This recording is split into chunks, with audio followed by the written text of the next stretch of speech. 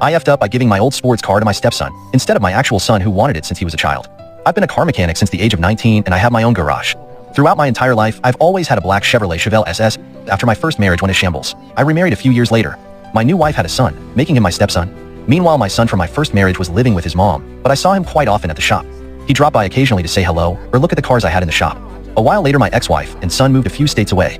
After that, I spoke to my son mostly on the telephone and saw him maybe once every 4 months. The phone calls became less frequent, and he said he wanted to focus on his schoolwork. Recently, my stepson had his 16th birthday. He was a grade A student, so I decided to give him my old Chevrolet Chevelle. I texted my real son a picture of my stepson with the car on his 16th birthday party. My son texted me back with, "Is this a joke?" I texted him back with, "No, why?" He called me not a few seconds later, yelling at me to tell him that it was a joke. He told me that I promised him the car when he was 10 years old, that if he did well in school I would give it to him. The part that made me yell back at him through the phone was when he called me a lousy father that didn't care about his real son.